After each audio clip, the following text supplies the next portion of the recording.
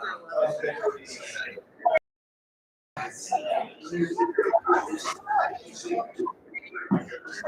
right, good evening, everyone.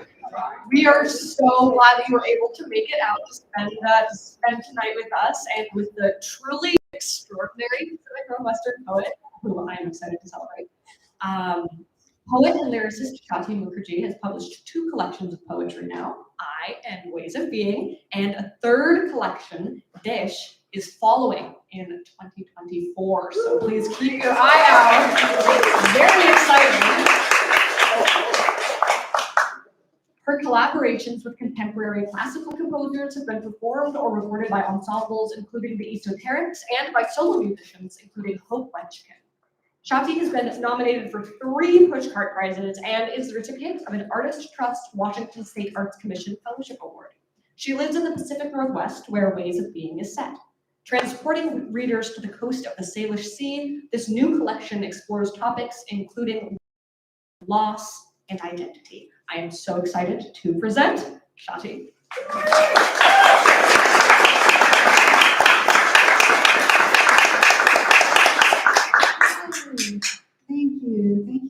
Thank you, University Bookstore, where I have spent many hours over many years. Thank you to Moonpath Press, and I also want to take a moment to remember Sally Albizo, who is a wonderful. If you haven't read her book, Moonless Grief, I highly recommend it, and it's in her name that this award is given, so I'm honored to receive it in the name of Sally Albizo. I do want to shout out to Frank James, who took this stunning cover photograph and let me use this. What I love about this photograph is you can't tell at first glance if this is a body, if these are, the branching respiratory system or arteries. It's the Padilla Bay tidal flats. And the biggest thank you is to you guys. And the reason for that is it's not a formality and it's not me being polite. Neither a very formal nor a very polite person, as a matter of course. But the thing about poetry is I can sit in my room and write poetry, and then I can spend months revising those poems, and then maybe somebody publishes them, and until they are received by someone, and it doesn't have to be a whole bunch, it could be just one person who reads that poem or hears that poem. Until they are received by somebody, that poem is not fully realized. So you are absolutely essential to this enterprise of letting the. So thank you for that. I think of it like a rocket. A rocket, if it never leaves the Earth, can we still call it a rocket? But the thing is, once it leaves the Earth, we don't have any control over it. Like at that point, whatever happens, happens. If it explodes 5 minutes after it takes off, then I can't do anything about that. In other words, if these poems don't land, let's say you all leave here thinking, well, these are some really bad poems. That's just as it is. That's not in my hands.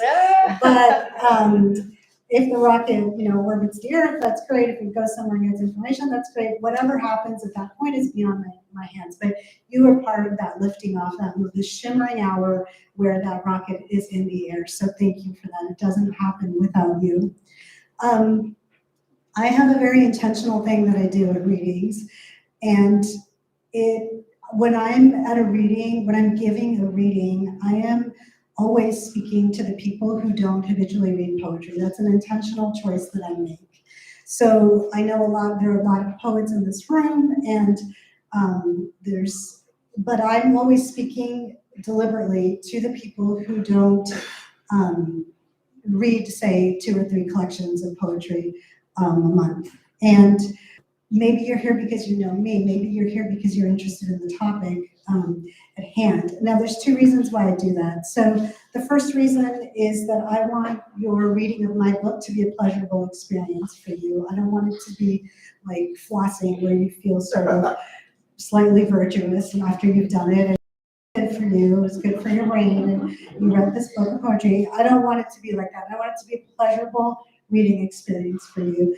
And the second reason, people ask me sometimes, oh, are you nervous about things like this? And the funny thing is that I have a raging anxiety disorder, and so I feel bad most of the time about most things.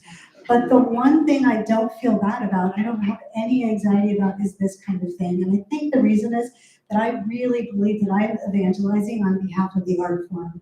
And it's really not about me. And so again, I want reading poetry to be something that is pleasurable for you. So please buy and read my book, but more importantly, please buy and read other poets, because that is in the best interest of our community, of our life together as people in a community. So, okay, that's why I do it like I do it, meaning I am going to tell you, like, this is what I'm doing, this is what I was trying to do, and look for this and look for that. Okay, so some of you know my first book. This book could not be more different than I. So where I was, went around the globe and up into the sky in the solar system, this is very local. This is set on the shores of the Salish Sea. Where I was outward facing, this is completely inward facing.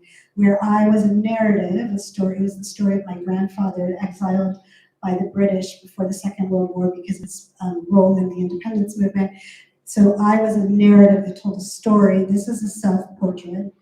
And I was very carefully constructed, all the motifs and sub-motifs slotted into each other, and everything worked a certain way to get to breather to a certain place. And this is very reckless. This was recklessly generated. It's like if I was, Francis McHugh, who's an amazing poet who I absolutely worship, wrote an amazing review of I, where she said something about like a watchmaker's art or a clockmaker's art or something. So if that was I, this is like a finger painting. And then lastly, I was philosophical. It had a philosophical argument to explicate and advance that was founded in Emerson's Circles essay. I was philosophical. Ways of Being is not philosophical. Ways of Being emphatically has no philosophy to advance, no wisdom to offer, no insight, no argument. Ways of Being, in fact, hold space for the messiness of not knowing and of confusion. Ways of Being is about grief and loss. And as I just said, the project of this book is to hold space for not knowing, for messiness, for uncertainty, confusion. Again, there's no wisdom, there's no tips, there's no philosophies, there's no strategies. When we say grief and loss, we could be talking about any number of things. Judith Viorst wrote a book many decades ago called Necessary Losses, and some losses are necessary. Our children grow up and leave us. And if there's anything emptier than an empty bedroom, then I don't know what that is. But those losses are necessary, and we have to come to terms with them, but those are necessary losses. There's also losses that we expect. We know they're coming. The death of a parent, the way our bodies change with age. There's things we can't do, and we know that's going to happen, and yet it shocks us every time. It's still stunning. It's still shocking. Then there's unexpected losses, are the divorce or a diagnosis. And then there are the absolutely unspeakable losses, the absolutely unspeakable, unexpected losses, and especially those that involve suffering or the suffering of a young person, or just the things that you can't put words to because it doesn't seem right that anybody has to go through that. And all we have to come to terms. The human project is to be able to learn to reconcile and live with loss. In this book, the speaker is dealing with some grief and loss of her own, and she is sitting with a friend who has lost a child in an accident. So I was, I'm just reading a book by Jane Bowles called Two Serious Ladies. Has anybody heard of this book? It was written in 1943. It was Tennessee Williams' favorite book. It's an avant-garde novel. It's super wacky. It's a very wacky book. But anyway, at one point, one character says to another, "If you are only interested in a bearable life, perhaps this does not concern you." I want to be very, very careful that I don't position myself in any way as any sort of expert on grief. I'm not an expert on grief. There are some people in this room who are experts on grief and loss, either because you have lived through catastrophic losses or because you professionally help and support people who are living with grief and loss, either spiritually or therapeutically, or both. And I'm not an expert in grief and loss. I am only a poet. I'm only reporting back about my own experience. Sitting with a friend who is in unspeakable pain and also doing my own work of reconciling the losses that we all have to learn to reconcile. Again, in that sense, the book is a self-portrait, not of that initial horror or shock that happens with grief, but of the phase right after it, when one is trying to figure out, how do I make my way in this new world? Who am I? Where am I? How do I talk about this? So it's a self-portrait of that time. With that, I'd like to start by reading the first poem. So one thing I tell people to read poetry because it makes them feel bad. Actually, I have to tell you, my voice has been getting really dry recently, so if you think I'm choked up with emotion, I'm not. I just lost my voice. That's why I have a cornucopia of throat hydration products here, so hang on a second.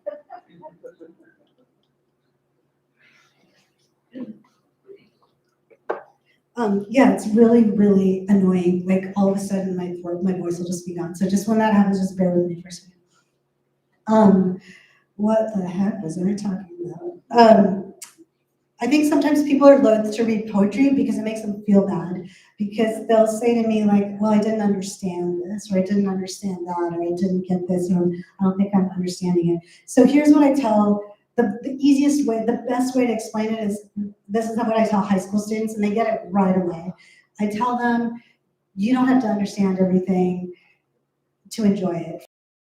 Things I really enjoy that I don't understand. Like, for example, a song sung in a different language, you might not understand the words, but you can still enjoy something that you don't fully understand. So what I tell high school kids is, I'm like, guys, the poet's just vibing. We're just vibing here. And they're like, oh. And it's like, you don't have to, that's all you have to know. Just have an experience, read and have an experience. That's what I do as a reader myself, even being a poet. I read through first and I have some sort of experience. And so, for example, I went to Bruce Beasley's reading a week ago for his new book, and I think he's one of the most extraordinary poets that we have. And this, like, he read the last poem and I burst into tears, and I turned to my friend and I said, this always happened to me with Bruce Beasley's writing. But the thing is, in that moment, if you'd said to me, Sati, what was that poem about? What was the point? You're like, oh, I don't know. I couldn't necessarily tell you, but I still feel this because of how he puts the words together. I sit with the poem and I read it more carefully. Yes, I could tell you what it's about.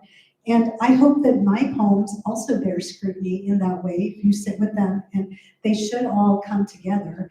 But just let me read the poem, just take it in, and don't worry about understanding every little thing. That's what I'm trying to say here. The other thing I need to explain about this first poem is that I use healing by secondary intention. So in medicine, if a surgeon is suturing up a wound, if you put the wound edges together, so they're next to each other, and then sew them together, that's called healing by primary intention. When you leave a wound for the edges to find their way to each other, like in a burn or a bad abrasion, that's called healing by secondary intention. So I make reference to that. The other thing I'll tell you is this poem takes place, I was at an Airbnb on Salish Island. The pictures made it look like I was sitting by some sort of body of water. It turned out that that body of water only fills at night. And during the day, it was a mud field. And so, which at first I was a little bummed about because I was paying money to go sit by a mud pool.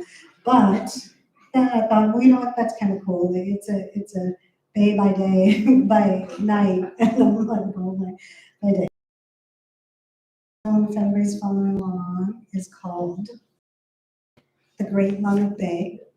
And the epigraph is, you know how when you're driving past developments on a highway somewhere, sometimes there's a billboard that says, if you lived here, you'd be home already. So the epigraph is, if you lived here, you'd be home already.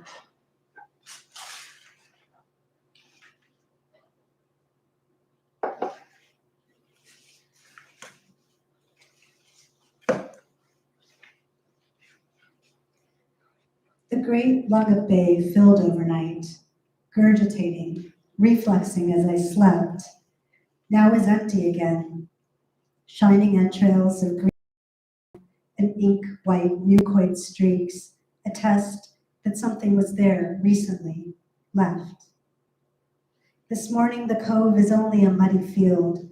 I am at its excoriated edge in a soft nibbling rain, watching a hawk tossed by the wind, a warm wind that shimmies the leaves of the birch, strokes my head.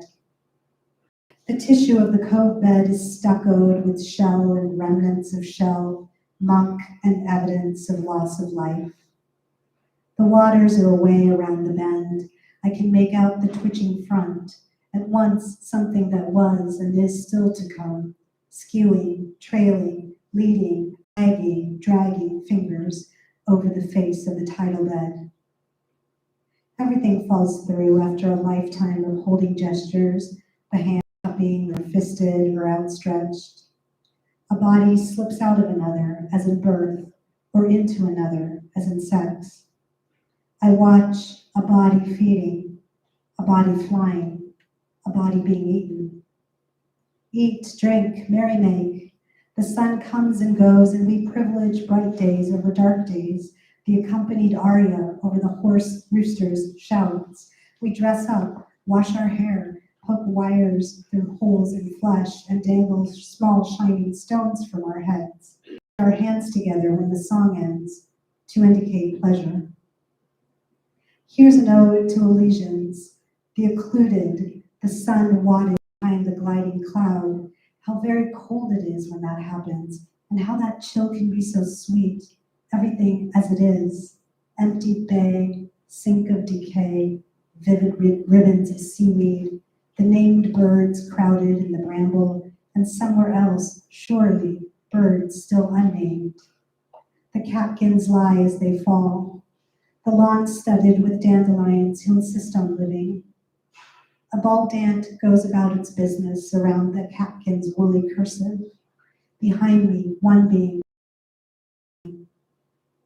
The water is still alive, very far away. Sea air, a tonic to cure what ails me, or perhaps just palliative. Mornings I insist on something hot to drink, a body that had its own way of being, preferences. The cove bed is a battered metal sheet, scarred as if by encaustic. A shorebird picks at something. Red chair, rain wet, hummingbird finally stilling. Nectar in its mouth, briefly, then a hunger for more nectar. There's always a tremor if you can feel it. The margins that wrap us are not fixed, not the space between stillness and motion in which we think about moving, whom we embraced and whom we didn't. What becomes important, very important, the ache in the back, the clicking knee, the eyeball bulge of vitreous jelly. What we realized belatedly was of great import, the chemistry of the birch tree, the sink of bay between fillings, the way this cavity empties and brims, lurches from thirst to drowning.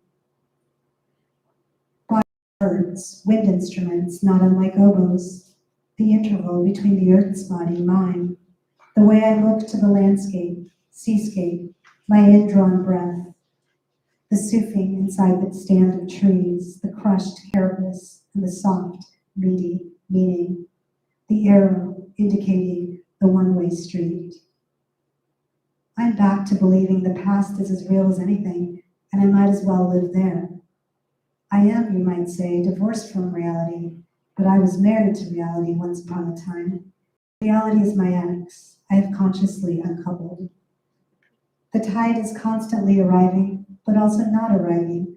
the waves just riffing on a larger theme. A kind of insistence all about me, a row of birds all with something to say. A pickup rounds the bend announcing it guttural and polluting. Microeconomies of grasses, distributed seeds in plain flowering, organic matter thick and granular over the flats. Out of the clutter of squeaks and chips, silent, then another voice arises. The birds, like me, only have a handful of things to say. Like me, they say them over and over again. There is no other way to feel life.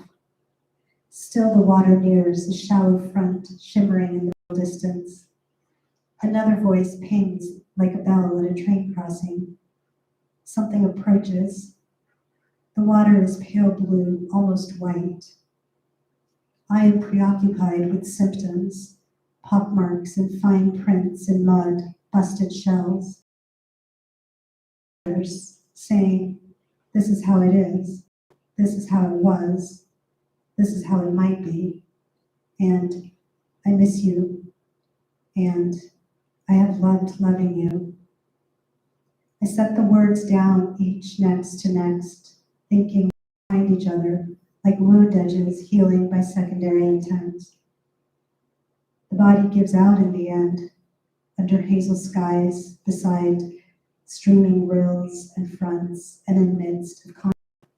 I make myself look away from the naked, teeming cove bed toward the house, a glass of water, yellow and cloudy with apple cider vinegar on the sill. I live here. I see that now, and that must mean I'm home.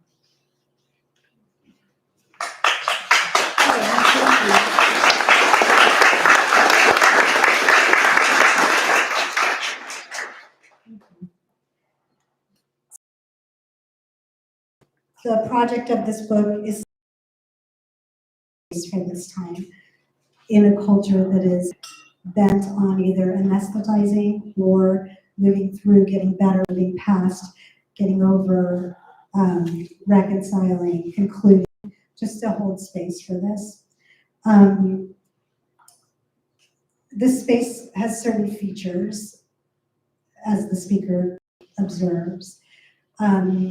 I'm going to tell you some of those features or themes. And again, if you're not somebody who reads poetry, then you could use that as a scavenger hunt sort of exercise when you're reading the book and see where these ideas come up. So one is a sense, the speaker is, again, in that immediate stage of grief, just sort of confused about what's real and what isn't. Was the past real? Is this real? Can this really be happening? Was the past real? And then there also the speaker's aware of the sort of surreal quality and absurdity of life. So feels surreal, things feel absurd. Another feature is the sort of sense of dislocation, of being lost, not sure what the coordinates are anymore. So there's some poems in which the speaker's confused about what's ugly and what's beautiful. The speaker walks through a forest and all the trees, the experience used to be of all these tall trees, but then suddenly she experiences it actually as horizontals, and just the focus changing to all the branches. So a sense of dislocation. Another is a preoccupation with gaps and absence over those spaces. And then another is consciousness and self-consciousness about speech and language. So, for example, just the strangeness of speech, just the weirdness of speech, the fact that we have these people that we love and they're gone. Their physical beings, their selves are gone. And yet, our words seem to live forever and make permanent changes. And how is that possible? Like these noises that come from our mouth holes, our face holes, and they're just vibrations in space. How did they achieve this kind of permanence?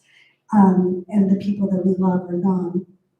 Also, a sort of irritation with the throwaway expressions, or at least re-examining expressions that we use and don't like, there, don't cry, or, well, that's neither here nor there. So you'll see poems in the book where the speaker sort of stops and says, wait a second, what do you mean? And then lastly, a confusion about self. In fact, the epigraph of the book is taken from a poem by Meloche. The line is, "Who am I without you?" And that's sentiments of grief, right? And so the speaker is who is subject and who is object. So one of the features of this space is a sort of deep bodily longing for the past, what feels like an idealized past, what feels like a past in which the speaker was whole. So I'd like to read the poem on page 9, which is called Flashcard, L'exigence, as if the speaker is studying French, learning the word exigence. My sister-in-law's not here, and that's great because she speaks French very well, and I was a little self-conscious. So if anybody else speaks French, I don't want to know about it. So l'exigence in French means the law or the demand or the mandate.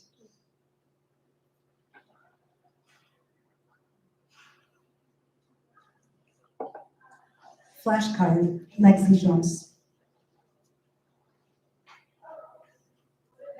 There are some mornings you slip so easily under the skin of the day. You step into the world an agent avec fortitude. Grâce à toi, grâce à moi, grâce à toutes. You remember other days you felt that way, afternoons, years ago in a city chalked in pastels. A magpie danced on the skinny ledge, and when your hands came off the window bars, soot powdered your palms and fingertips. Evenings were too hot to be indoors, and you lay on a reed mat on the roof and watched Soviet satellites stream overhead. The unlit window of the unlit house across the court. Either way, you felt adequately contained by the world.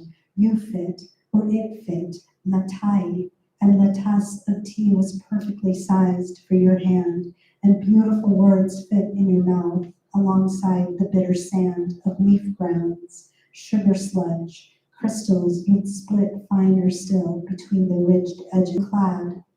L'exigence then was to step in the striped river and to move at the rate the river moved. What was meant to be fixed stayed fixed, mise en place, the boulder, the trestle, the fronting red clay path. The rest of it streamed, green fish, the fallen boat-shaped leaf. Along with you, you went streaming.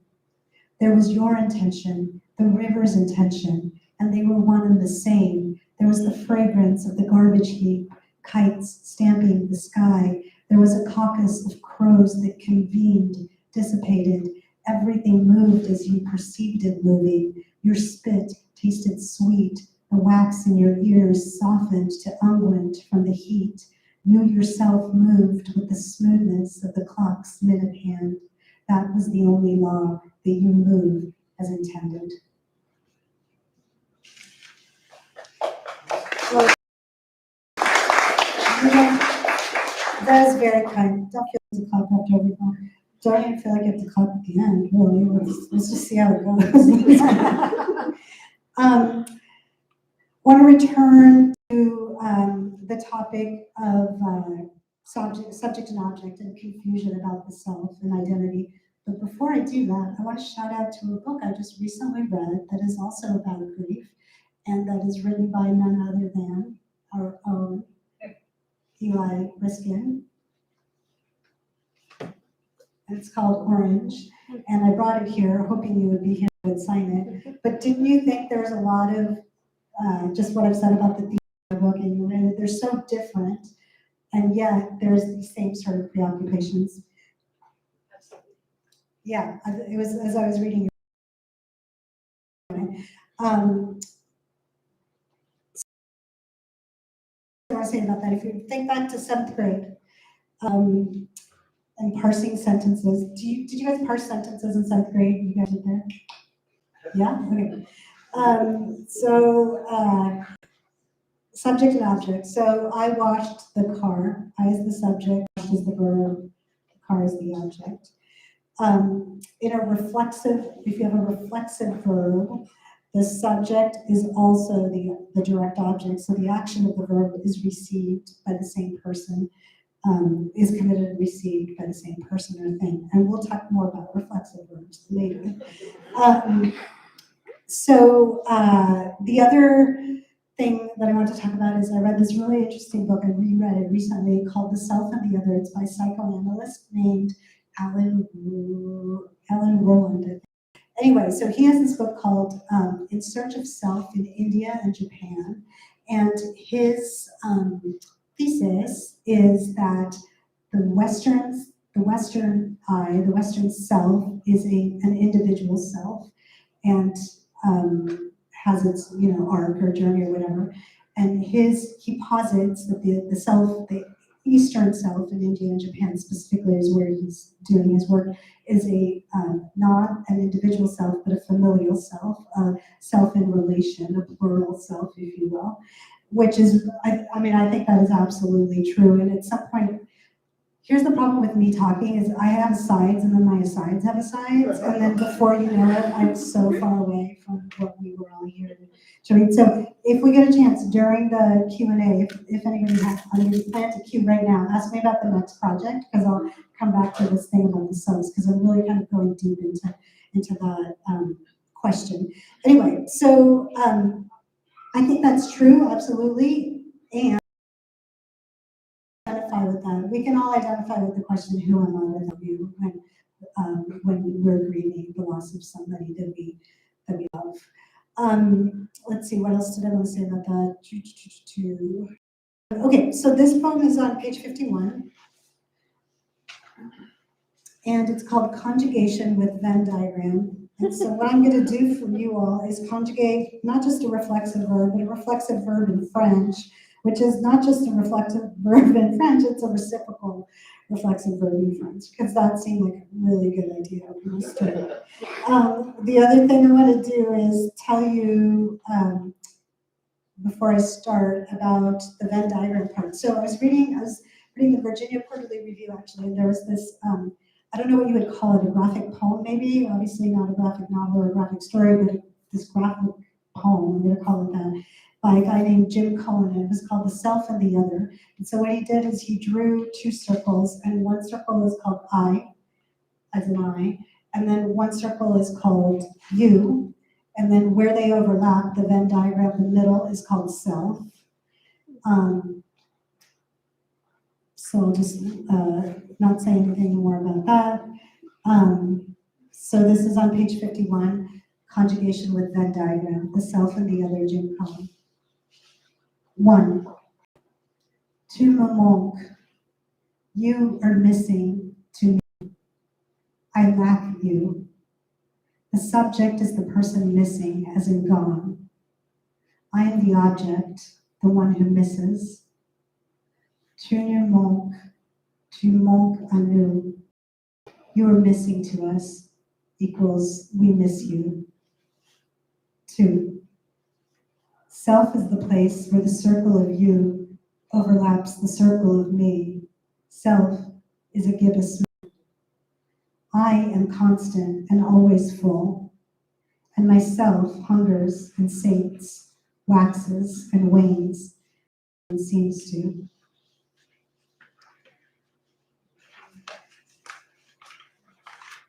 What? No applause? I'm just kidding. That's a joke. That's a joke. It's a passive aggressive joke.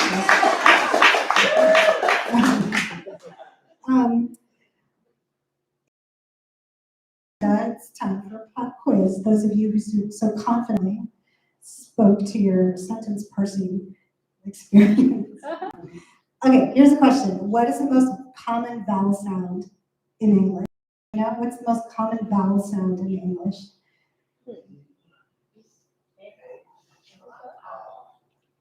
Close, very close.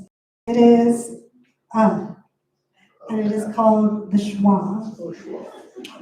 And it's very confusing for people who are trying to learn English because we spell it all different ways. Because in America starts and ends with the schwa. America, it's spelled with an A. Cut, it's spelled with a U. And the word the, it's spelled with an E. And it comes from Hebrew, where the Hebrew word, I don't remember what that Hebrew word is, but in Hebrew it means there could be a vowel here, but there isn't. So it's that Hebrew word is a synonym for emptiness. So again, I'm returning to the speaker's self-consciousness about language and also preoccupation with gaps and spaces and absences. The poem is called Stress Timed. So English is a stress timed language. And so what that means is we have certain syllables that we stress, and we sort of do whatever we have to do to the ones before to make sure that our stresses are metrical and regular. By contrast, say French is a syllable timed language where every syllable gets its own beat and time. You don't shorten them or lengthen them so you can hit the stresses. So an example of that is the word chocolate, which is spelled CHOCOLATE. But we say chocolate because we want to hit the chalk and we want to hit the let, and we don't care about the O. We're just like, forget about that silly little O, because we got a chocolate because we're a stress-timed language.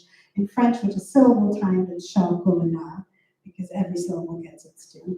So anyway, this is that really has absolutely nothing to do with anything, but something wouldn't mind some chocolate. This is called stress time.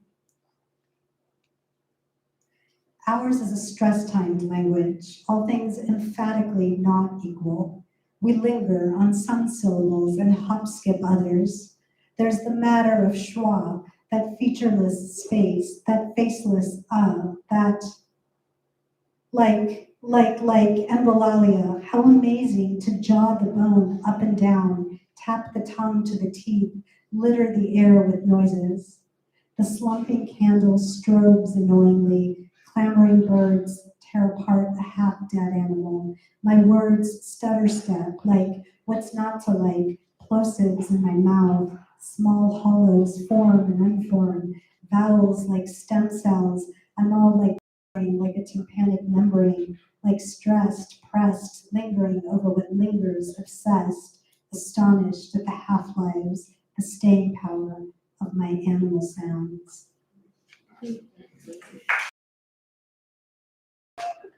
Can't go, yeah, who am I kidding? Why would I turn down such a lovely thing?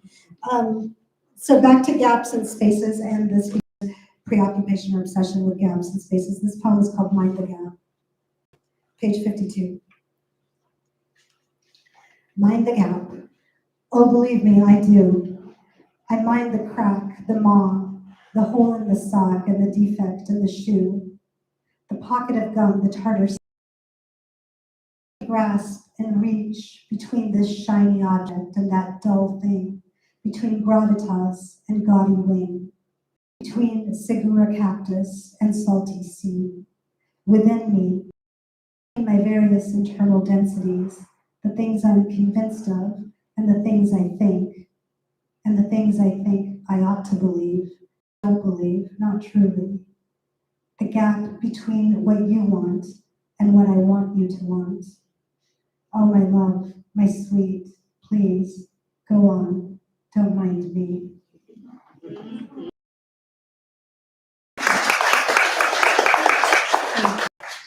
So back to spaces. Again, the project of this book is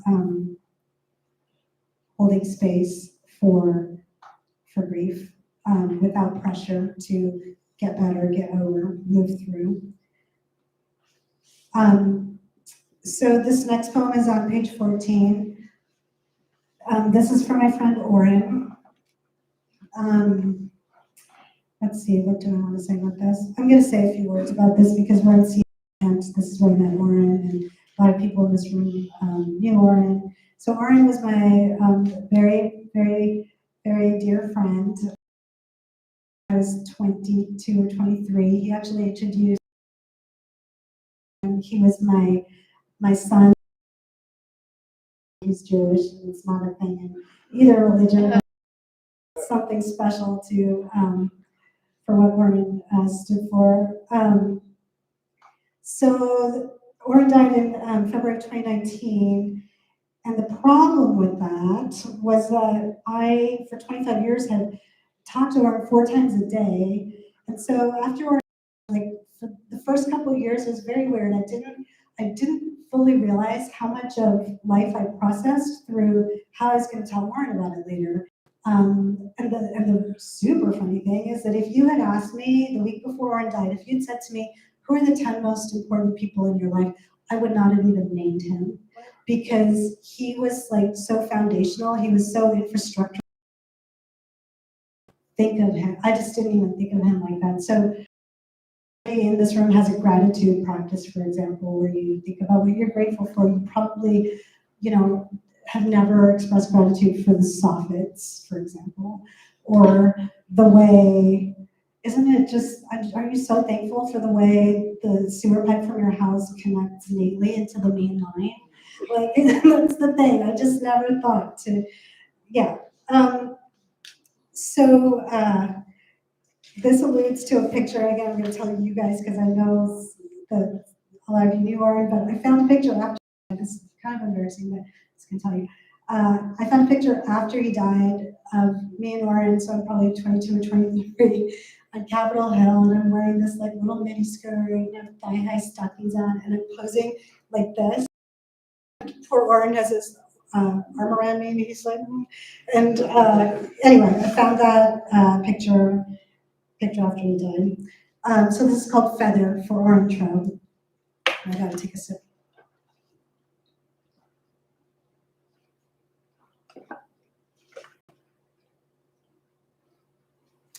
Feather. Kelp binds the driftwood stub like rusty wire. The sea streams this way. Smell of mildew. Drunken jigging in an alley. A cedar box of keys. Somewhere important things are still locked up or have been released or are no longer important. You have so many keys. The self swells like a wave. Christ is diminished, backs down to nothing. He streams that way. You can't sheepish smile, her monkey grin, his arm around her waist. Shoebox of photographs in a keyed fire safe, boxes constructed in space and holding space. You can't help yourself. Wind animates a molted feather, and you read the waving feather as another way of being.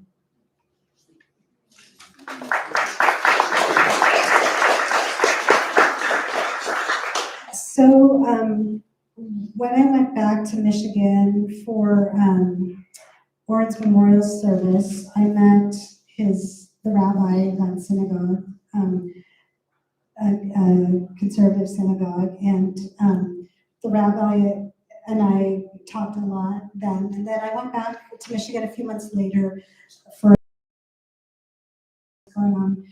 And I said, it's really interesting. I've learned something really interesting. I've learned that it's possible to be completely sad, wholly sad, 100% sad, and completely happy at the same time. Like, not fake happy, feeling true happiness, true joy. And it's the strangest thing, because I'm both completely happy and completely sad at the same time. And she said, it's you say that, she said, because the last few months have been studying the story of Moses and the tablets, and she said, you may know that when the first set of tablets were received, they dropped to the ground and they shattered, and when the Jewish people went forward, they carried the shattered tablets with them, with the intact tablets. They carried the intact tablets and the shattered in the same container together as they moved forward. So about that was all in, and of course the pandemic started in 2020, and I got a text from the rabbi that I don't think she meant to send me, but she invited me to join a class she was teaching at the salon on prayer. Now, because it was the pandemic, it was all by Zoom, and she's in Michigan and I'm here, but I was able to join because it was on Zoom. And again, I don't think she meant to invite me because it was me and a bunch of retirees. And recently I said something about the class and she was like, "You're in that class." So anyway, I don't think I was meant to be there, but I went every week for a couple months or whatever. At the same time that was happening, COVID was raging and schools and colleges got shut. My son came home from college to finish out the semester virtually online, and he was taking a class on the Bhagavad Gita. And if you guys, anybody who read I knows that I talk a lot about the Gita and all of that in there. But I was very, very excited to sit in on his class. So he would go to class with his screen with this professor who just done a new translation of the just so everybody knows, the Bhagavad Gita is one of the foundational texts of Hinduism. It's not the oldest, but it was in fact like between taking this class on the Gita, and I'm just sitting out of the view of the screen reading along. So in the morning I'm going to the class at the synagogue on Zoom, and then in the afternoon I'm listening in on his class. And the parallels were just so interesting. There were just many, many points of resonance and intersection. It was absolutely fascinating. So one of those, Rabbi's class, and so any mistakes that you make are completely my mistakes in interpretation. This is what I think the rabbi was saying. The rabbi started out saying that there is no concept of prayer in Judaism in the sense of petition or asking for something. She said the closest word that we have in Judaism is litpalel, which is a reflexive verb. And the idea being that the person praying or engaging in litpalel is trying to do something to themselves, rather than asking for something. It's a reflexive verb. So you are taking you are the subject and the object, if that makes sense. So you're doing something to yourself to be in the world or receive what is happening or process what's happening, or for whatever reason that you are praying, again, to use that word. Okay, so that was very interesting. The idea of to pray is a reflexive verb in Hebrew. At the same time, in my son's class, the Gita, I think it's chapter 16, is it chapter 17? It's either chapter 16 or 17, talks about the different kinds of worship and different kinds of worship. And the Gita is God for something, but rather something devoting oneself to God. I talked about this a lot with the first book, but in Hinduism, God is what is inside an atom holding the electrons in place. That's the essence of God. It's monotheistic, but it's that abstract. And then you can make it as personal as you need to feel connected to that. But that's so that when I say God or service to God, that's what I'm talking about. I'd like to read the poem on page 67.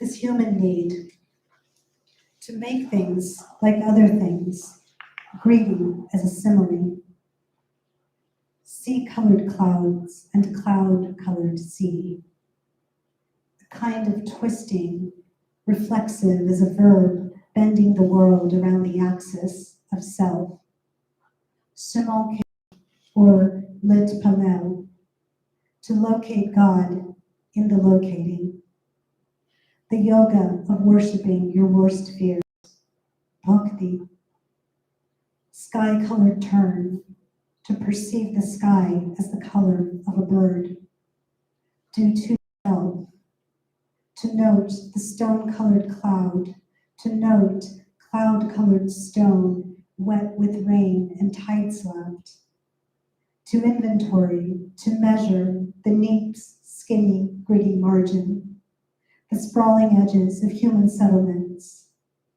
to be regarded, whether too big to be completely seen, unseen, move too glacially to be perceived as being, or move too quickly, fast as an osprey, seeing like an osprey sees, bending the world around the axis of its body like.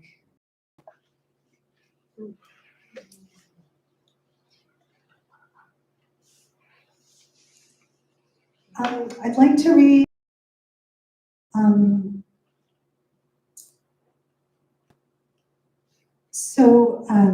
again, the project of the book is simply to hold space without forcing a conclusion or closure or passage through, just simply honoring that space. And so I'd like to, and so again, I'm sitting with a friend who lost a child, and I'd like to read a poem in which I do a really crappy job of that, because and I don't blame myself. I think one, we want to relieve suffering, especially of somebody we love. And two, part of the headspace I was in, no pun intended, is there were times that my brain was just spinning, racing, which is what that self-consciousness about language is all about. So this poem is on page 26, it's called Greater Than. And so sense here is written with a capital S. And really what I was wondering and jabbering about to her, why is it that we have these spiritual experiences when we're, by the lake or on the mountain, and not, in aisle 5 of Walmart or whatever? And how powerful is a God that can't be sensed in aisle 5 of Walmart? I mean, there shouldn't be, one place shouldn't be more privileged than the other, because what does that mean for the inner city child who is never on a lake? So that was kind of my question. But then, of course, I couldn't stop talking about it. So, okay, so page 26, Greater Than. I ask you why we do not sense as fully in the cereal aisle of the community food cooperative as on the shore. I think it's a good question. Perhaps the fault lies with the censor, sensee. I ask why we sense less acutely in the lube shop than on the mountaintop. I suggest my belief is a flimsy thing, that it doesn't hold up much, that it's scenic beauty doing the heavy lifting. I suggest that the sensor is perhaps less bodied in circumstances that are expansive, where there is movement, like sleek mudflats emerging as the tide recedes, showing us how they slip across boundaries. I suggest to at once be lesser than, to take up less space, and at the same time to be in the presence of other beings who move freely and with purpose or not, or gracefully or not, enables a different kind of. I could go on, and I do. I say the cereal aisle is largely static, that the boxes don't move and ergo don't remind us that nothing stays the same. But then I see you are not here, where oil stains a concrete floor. Men with black fingertips ask if you have a coupon you'd like to use today. I realize later the more important question is, how do you walk the cereal aisle we have lost, or knowing what we might lose? How do we make it? How are we want to make it? Want to make sense, or even just sense of any of this, even as we sit side by side and watch birds cross the white field of sky, larvae in their throats, larvae left behind, writhing in the brackish waters.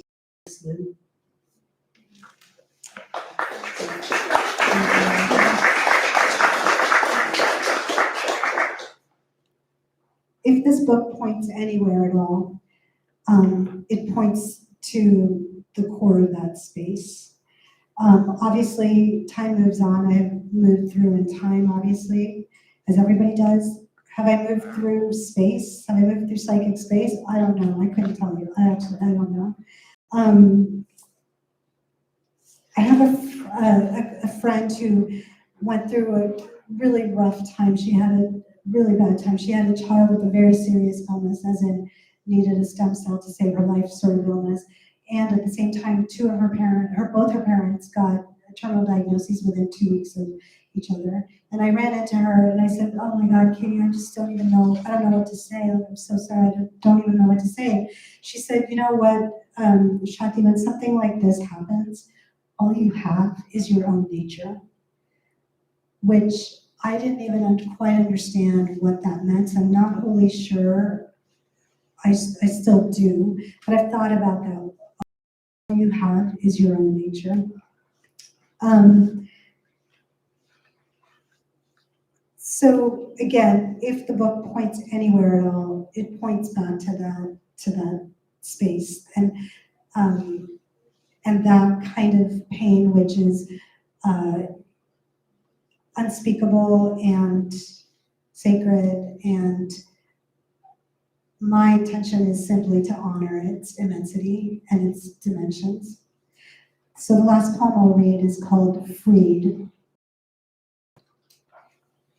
It's on page 64. If the arm may not move,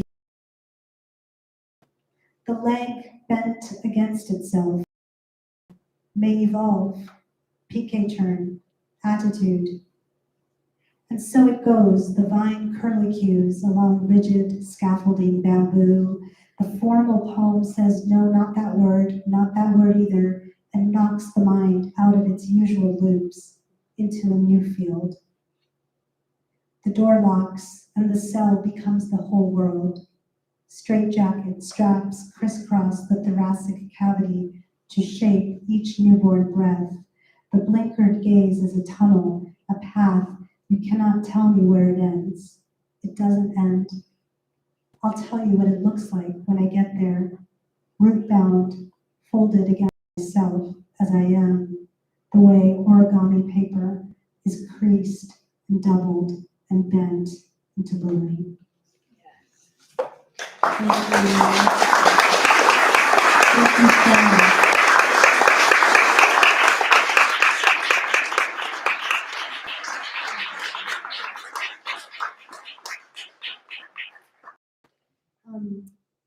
If there's any questions, or if anybody has a question about a poem or a critique of a poem or anything else you want me to read or say or talk about, then. What's your next book about? Oh, what a brilliant question, Jeff. That's a great question. Okay, the next book is so cool, guys. So the next through poetry. So Pulley Press, which some of you may know, which is Francis McHugh's imprint, wants to hear from rural poets or poets in small towns. And so they asked if community would be a good place to do a Pulley project. And I said, well, I think any community would be a good place to do. I mean, there's always stories to hear. Any community would be a great place. And I said, what's super interesting about Whatcom County, as we all know, is that it has very often discussed, I lived there for 53 years, only learned about it in the last few years. So first of all, I learned during COVID that there's 7,000 South Asians in Whatcom County. And I was like, where are they? We don't know each other, we don't see each other. Like, I have no idea where 7,000 South Asians are.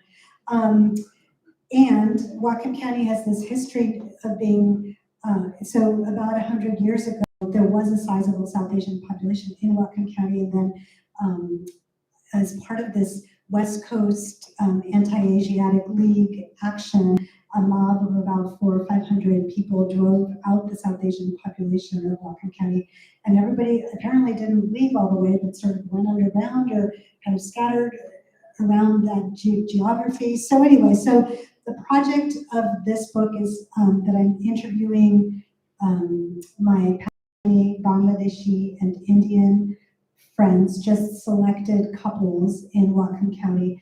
And they have all different immigration narratives.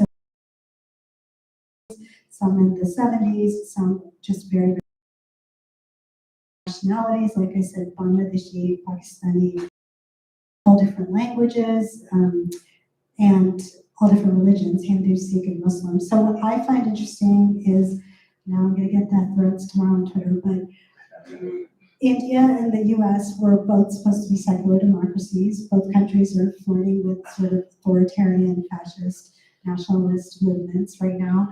What I find really interesting is the South Asian diaspora, the world's largest diaspora.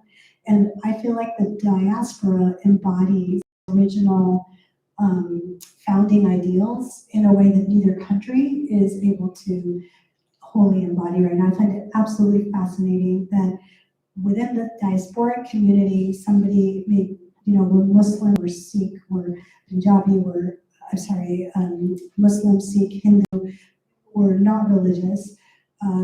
We speak Urdu or Bangla or Hindi or Punjabi.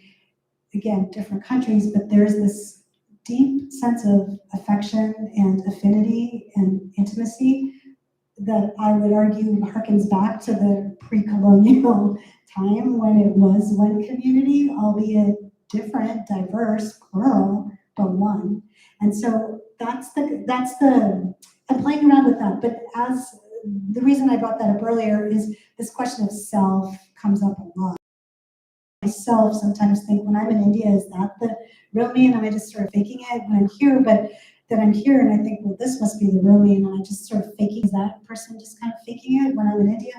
And so now I've been thinking, well, what if, and then for a while I thought, well, maybe I should integrate into one self, like maybe I should take both those things and reconcile them somehow. But now I'm like, well, maybe I do have two selves. And so that's been interesting. So I asked, so Bangla means country, and so in West Bengal, people might say, well, where's your Desh? Meaning, where you come from, where's your ancestral village? And the way that country becomes synonymous with identity, not country, but place, where do you come from, becomes synonymous with identity. It's pronounced Desh in Hindi and Punjabi, but it's the same word. So anyway, so I ask everybody I'm interviewing, where's your home? Where's your home? Where's this? And everybody's like, that's a really good question. I've been thinking about that a lot. I don't know what the answer is.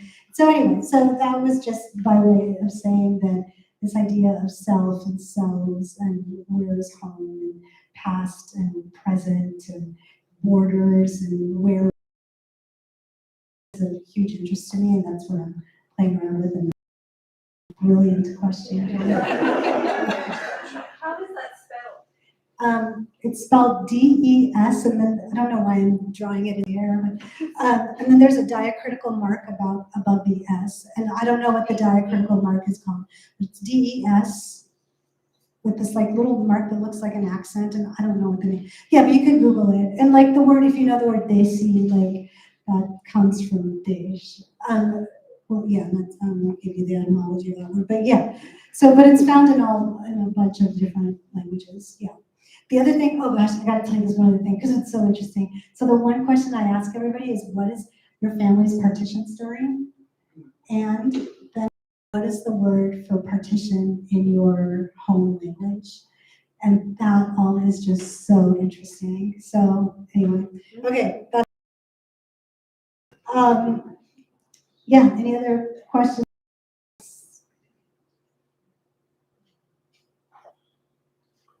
Well, thank you all so much. Just so grateful. Thank you.